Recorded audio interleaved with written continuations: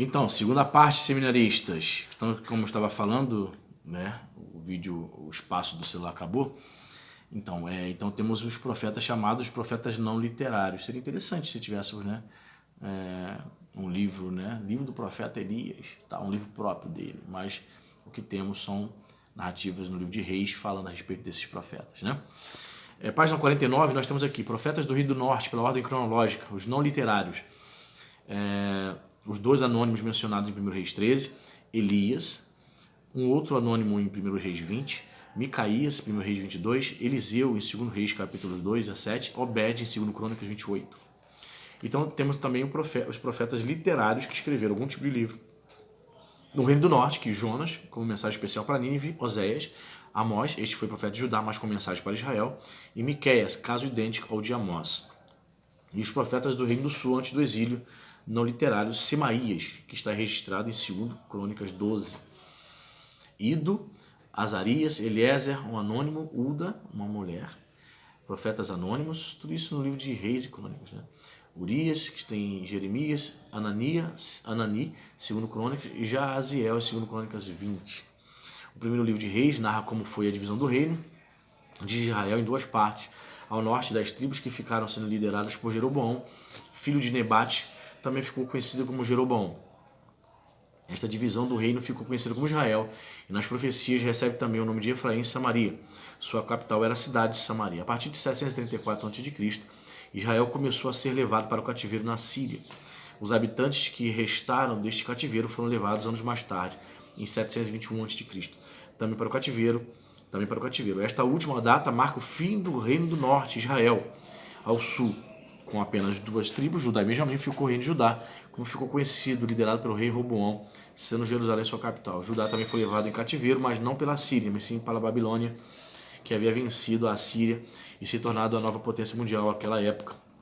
Judá foi levado para o cativeiro em 3 levas, ou grupos de cativos. A primeira leva foi em 606 a.C., ano que marca o início dos 70 anos de cativeiro profetizados pelo profeta Jeremias. Em 587 a.C., a cidade de Jerusalém é sitiada e o templo de Salomão é destruído. Então, o que deve ficar na nossa cabeça? Né? Eu sei que nem todo mundo vai guardar datas, essas questões, mas duas coisas principais têm que ficar na cabeça de todo estudante básico em teologia. Primeiro, entre o povo de Deus foram 2 levas de cativeiro. A primeira, em 721 a.C., século 8 a.C., a Assíria leva somente a parte norte, conhecida como Reinado de Israel. Após a morte de Salomão, veio Roboão, que como rei permitiu essa divisão aí, né? Então, se dividiu o reinado ao norte, Israel, e o reinado ao sul, que é conhecido como reinado de Judá. Então, no século 8, 721 a.C., o reinado de Israel é levado cativo, certo? Já no reinado do sul, parte sul de Israel, o cativeiro vem acontecer somente no ano de 606 a primeira leva, 587 a.C. a segunda leva definitiva, né? Dessa vez pelo rei da Babilônia, ok? Então foram 2 levas distintas, não foi todo Israel de uma vez só. O pessoal do norte foi primeiro, muitos anos antes. Depois vem o povo da parte sul. É isso que você tem que ter essa noção, ok? Aí tem um mapinha aí, o Reino de Israel, página 52, você está vendo aí na sua página. Página 53, você sabia? De forma direta, a Bíblia só menciona pelo menos apenas 5 mulheres profetisas, isto é, que foram diretamente chamadas de profetisas, sendo que uma é citada de forma negativa. Veja a lista abaixo. Número 1, Miriam. A profetisa Miriam, irmã de Arão, tomou um tamborim e todas as mulheres saíram atrás delas com tamboris e com danças. Miriam profetizou. Débora, a juíza, Débora profetisa, mulher de Lapidote, julgava Israel naquele tempo. Além de ser juíza, também foi profetisa. Ulda, a terceira profetisa é chamada Ulda. Diz assim a palavra: então o sacerdote Ilquias, Anquião, Aquibor, Safã e Asaías foram ter com a profetisa Ulda, mulher de Salum, o guarda-roupa, filho de Tikvá, filho de Arás, e lhe falaram. Ela habitava na cidade baixa de Jerusalém. A quarta profetisa é Noadia.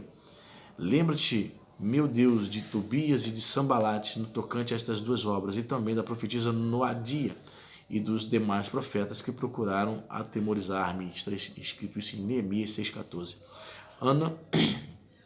Ana, havia uma profetisa, essa talvez seja mais conhecida da gente, né? Havia uma profetisa chamada Ana, filha de Famuel, da tribo de Assé, avançada em dias, que viveram com seu marido 7 anos desde que se casara. É a profetisa Ana de Lucas, né? Evangelho de Lucas, que morava, né? Que habitava já de avançada idade, habitava dentro do templo, esperando a vinda do Messias. Ela também era profetisa. Página 54, há outros casos de associação do ministério profético a mulheres da Bíblia. Temos ainda o caso de Jezabel, citado em Apocalipse 2,20, mas não se sabe ao certo se ali se trata de uma mulher literal ou se é uma figura de linguagem. Vamos pular já para os livros de 1º e 2º Crônicas, né? O espaço, para não ficar muito longo o vídeo. Os livros de 1º e 2º Crônicas, lá embaixo, para 54. A palavra crônica significa, segundo o dicionário Aurélio, narração histórica ou registro de fatos comuns feitos por ordem cronológica. De fato, os livros de crônicas seguem uma sequência cronológica dos fatos, começando desde Adão e indo até o decreto do rei persa Ciro, que marca o retorno dos exilados do cativeiro babilônico, que durara 70 anos. No cânon hebraico, os livros de crônicas estão situados como os últimos e estão na categoria dos livros chamados hagiógrafos ou escritos sagrados, né? Quando Jesus faz a afirmação que encontramos em Mateus 23:35, ele está, na verdade, seguindo a Bíblia hebraica, isto é, ele estava se referindo ao primeiro e ao último livro na ordem como eles se acham na referida Bíblia. Gênesis, o primeiro, e Crônicas, o último. Não nos esqueçamos de que os 2 livros de Crônicas formam apenas um livro no cânon judaico. Lembra? A Bíblia hebraica é diferente da nossa. Eles juntam vários livros e formam um. É interessante saber que a Septuaginta, a versão dos 70, intitula os livros de crônicas de Paralipomena, palavra grega que significa assuntos omitidos. Este título faz referência ao que foi omitido pelos livros de Samuel e Reis. No hebraico, seu título é Divrei Hayamim, que significa simplesmente as coisas dos dias. O autor humano de crônicas pode ter sido Esdras, o escriba versado na lei do Senhor. Aliás, a tradição judaica atribui a ele a autoria não apenas de crônicas, mas também do livro de Esther e do que leva o seu nome, Esdras. Na verdade, seu trabalho foi de um editor ou compilador. O livro de crônicas foram escritos por volta de 440 a.C., ok? Então, a tradição atribui a muitos livros ao Esdras, né? Muitos acreditam, eu também acredito que tenha sido Esdras o escritor, né, de crônicas, do livro de Esther e do seu próprio livro também. Porque ele era escriba, né?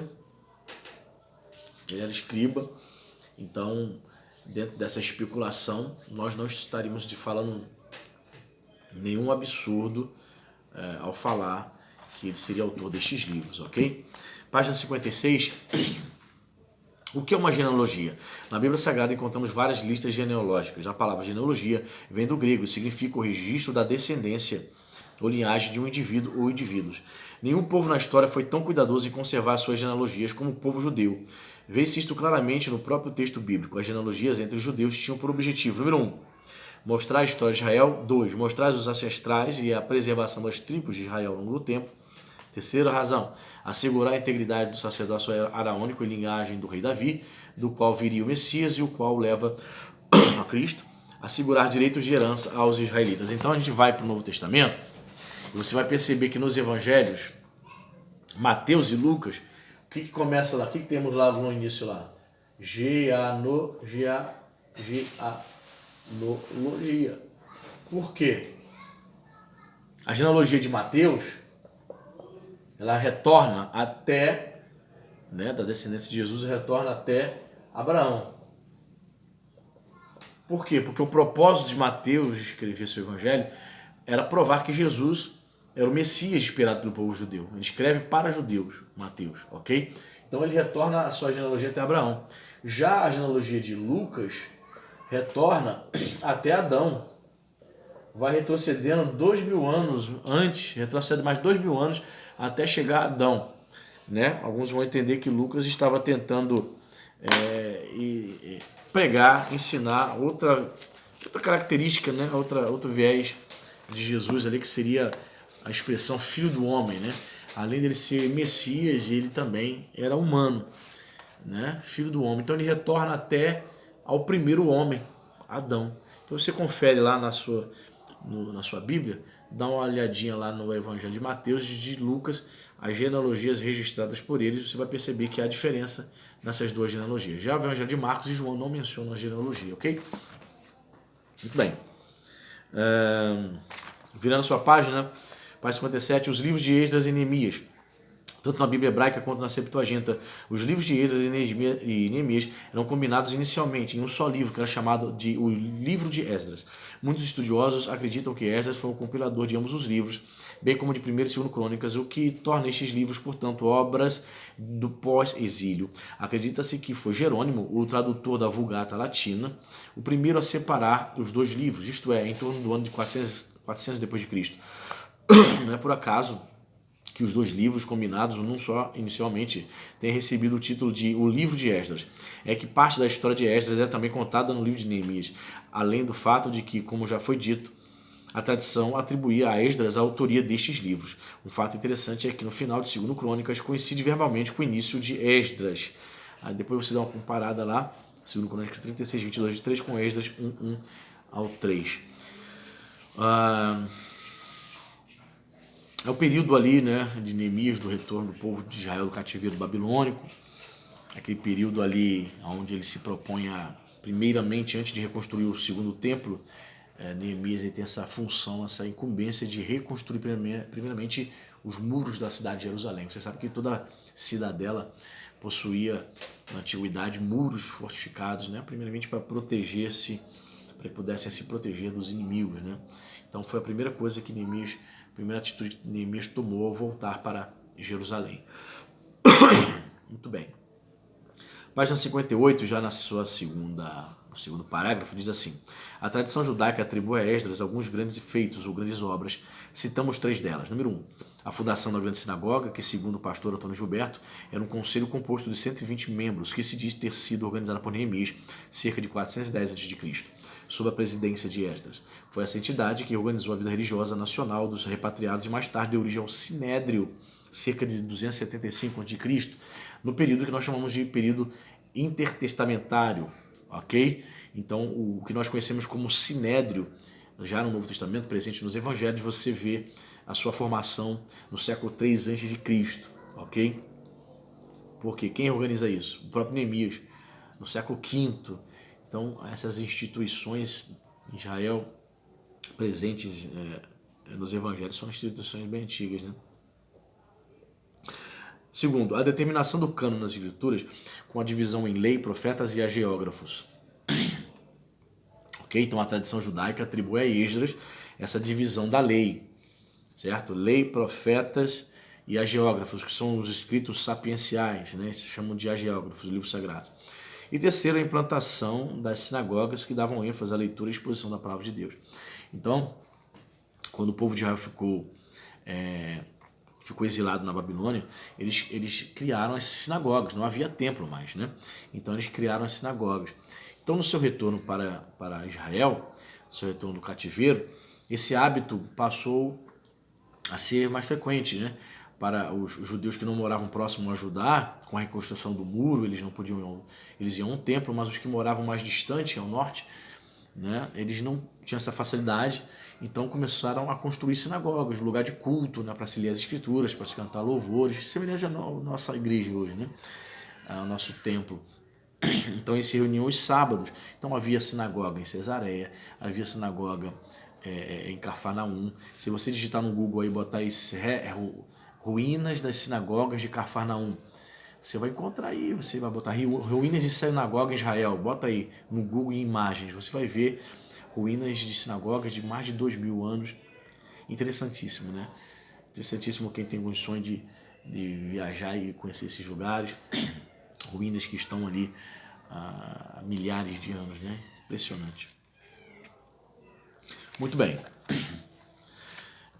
Só vendo na página 59, diz assim: o livro de Esdras relata como foi a volta dos exilados do cativeiro e focaliza mais a restauração espiritual do povo, ao passo que Neemias está mais inclinado à restauração social e nacional do povo judeu, pois relata os esforços de Neemias e dos que com ele estavam na reconstrução dos muros de Jerusalém. É importante ressaltarmos, mais uma vez, que o retorno dos exilados do cativeiro babilônico não se deu de uma única vez, mas foram 3 levas sucessivas de repatriados. Em 538 acontece o primeiro regresso e as obras de reconstrução do templo levam em torno de 20 anos, sendo concluídas em 515 a.C., o que é relatado no capítulo 6 de Esdras. Entre os capítulos 6 e 7 do livro de Esdras há um longo intervalo de tempo, e é justamente neste intervalo que tem lugar os eventos narrados em Esther. Ok? Estamos aqui um gráficozinho aqui mostrando uma linha cronológica de Esdras e Neemias, mostrando a primeira, segunda e a terceira leva de judeus que retornaram da Babilônia. Você tem na sua página aí. Isso, que interessante. Ok. Virando a sua página 61, temos o livro de Esther. Você sabe que eu preciso ler rápido e falar rápido, porque cada vídeo só comporta pouco mais de 30 minutos apenas, 32 minutos. Vamos lá. Página 61, livro de Esther. Como já vimos, o livro de Esther está situado cronologicamente entre os capítulos 6 e 7 do livro de Esdras, que corresponde a um intervalo de tempo de quase 60 anos entre a primeira leva de repatriados e a segunda, que regressou em 457 a.C. A personagem humana principal do livro é a rainha Esther, e seu nome em hebraico é Hadassah, que significa murta, um pequeno arbusto de folhas pequeninas e flores perfumosas usada para fazer cercas vivas. É símbolo de coisas belas e agradáveis. O nome persa Esther deriva da palavra persa Stara e significa estrela. Hadassah foi renomeada Esther possivelmente por causa de sua beleza, após tornar-se rainha do Império Persa. O rei Assuero mencionado no livro é o Xerxes da história secular. É que Assuero é a forma hebraica, ao passo que Xerxes é a forma grega. Os eventos descritos no livro de Esther abrangem um pequeno período de tempo, 9 anos aproximadamente, do ano de 433 a 474 a.C. Quanto à data em que ele foi escrito, devemos considerar alguns fatos. Número 1, o escritor de Esther estava familiarizado com o ambiente persa, pois ele dá detalhes, inclusive do próprio palácio na cidade de Suzã, lá na Pérsia. 2. A linguagem usada pelo escritor de Esther contém antigas palavras persas que dificilmente teriam sido usadas depois do 3º ou 4º século a.C. Estas evidências colocam o livro de Esther como tendo sido escrito antes do ano 300 a.C. Pelo fato do livro de Esther não conter a palavra Deus, ele foi o último a ser oficialmente incluído no cano do Antigo Testamento. Olha só. É o único livro da Bíblia que não contém a palavra Deus. Então houve uma grande resistência dos escribas, né? Que eu creio que, direcionados pelo Espírito Santo, faziam aquele ajuntamento de livros até formar o cânon. Então houve uma resistência, mas o Espírito Santo prevaleceu e esse livro veio a ser incluso no cano do Antigo Testamento. Discussões também surgiram entre os estudiosos pelo fato de a palavra Deus não aparecer no conteúdo do livro, mas a narrativa de Esther é por si mesma uma sugestão fortíssima da atuação divina em favor do povo judeu. Ali vemos a providência de Deus na preservação do seu povo no transcurso da história bíblica. Alguns estudiosos apontam algumas improbabilidades no livro de Esther, como por exemplo o fato do rei Assuero não saber que Esther era judia e se uma minoria judaica seria realmente capaz de se defender das tropas oficiais que viriam para exterminar, mas apropriadamente comenta sobre este fato C.A. Demery, que diz o seguinte: tais improbabilidades certamente não constituem uma prova de que as afirmações feitas no livro de Esther sejam falsas. A verdade é sempre mais estranha do que a ficção, e o notável caráter da história enseja a oportunidade para que seja contada. Ela também constitui uma prova de que as providências de Deus atuavam a favor dos judeus. É verdade, irmãos, assim, existem fatos que acontecem na realidade, na história, que se a pessoa não viveu, ou se uma pessoa de credibilidade não te, né, se não fosse fulano ter me contado isso, eu não acreditaria nessas coisas, né? Por exemplo, a própria história do povo judeu. O cerco que os soldados romanos fizeram no ano 70 em Judá, fizeram primeiramente eles cortavam o quê? Suprimento de alimentos, não deixavam entrar alimento na cidade, depois água, certo? E os judeus ali fora, nós não vamos nos render. Aí as semanas iam passando e os soldados romanos lá de boa, cercando a cidade, vamos ver até quando eles vão suportar.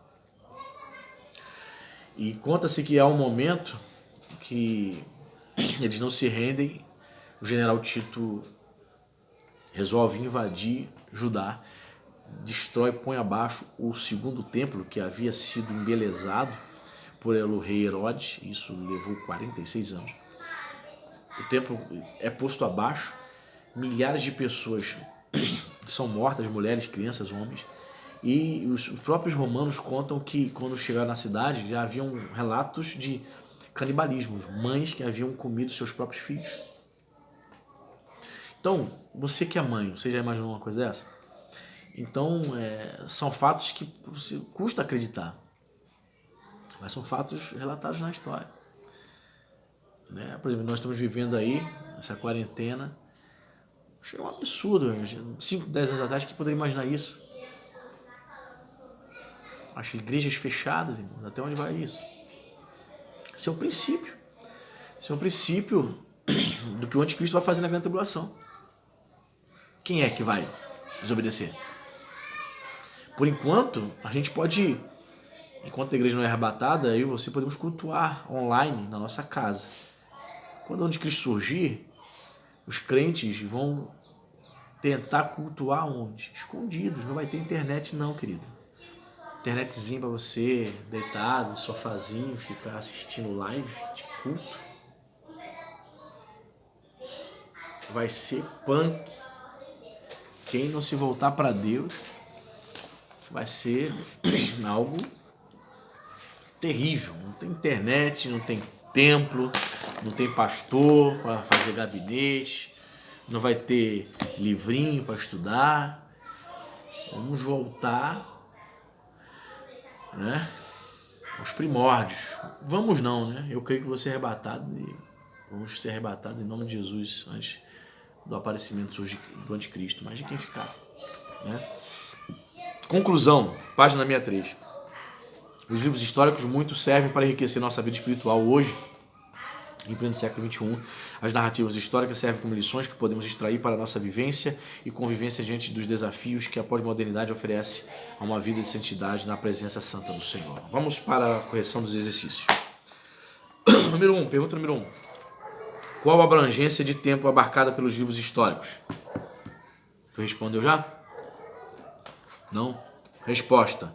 Abrange um período de tempo que vai desde a conquista da terra de Canaã pelos israelitas e seu estabelecimento ali até o retorno do exílio babilônico. Ok? Pergunta 2. Em quantas levas se deu o retorno do exílio babilônico? Isso aí foi se repetido várias vezes durante a lição, né? 3 levas. 3 levas, resposta. A terceira também é mel com açúcar. Mencione pelo menos 2 profetas não literários que não escreveram livros. Os 2 importantes, eu vou repetir várias vezes, Elias e Eliseu. 4. Quem teria sido o primeiro tradutor a separar os livros de Esdras e Neemias? Em que ano? Quem foi esse tradutor? Jerônimo. Sobrenome dele, Jerônimo de Savonarola, italiano, tradutor, traduziu a Bíblia do hebraico, a Bíblia hebraica para o hebraico, né? Chamada, e no Novo Testamento também, né? No ano 400 depois de Cristo. Traduziu para o latim. Essa versão é chamada de Vulgata Latina. Vulgata vem de vulgar, ou seja, tradução latina popular, vulgar, ou seja, vulgar não no sentido imoral, mas no sentido de que é popular, que todos conhecem. Ok? Vulgata Latina. Em latim se pronunciaria Vulgata. O V tem som de U, Vulgata Latina. 5. Como está dividido o cânon do Antigo Testamento na Bíblia hebraica? Na Bíblia hebraica, não do jeito que nós conhecemos, na Bíblia Septuaginta. Na Bíblia hebraica está dividida assim o Antigo Testamento. Lei, profetas, profetas anteriores, profetas posteriores e livros históricos. Certo? Na Bíblia hebraica, não confundir com a Septuaginta, que é diferente. Então, olha lá, na Bíblia hebraica estava dividida em leis, profetas anteriores, profetas posteriores e livros históricos. Perfeito? Respondido? Deus abençoe. Não deixe de assistir. Em nome de Jesus. Nós vamos seguindo aí. Vamos postar, que a gente não sabe quando vai voltar aí as aulas normais. Né? Estamos orando para que isso acabe, né? O mais rápido possível. Em nome de Jesus. Deus te abençoe rica e abundantemente.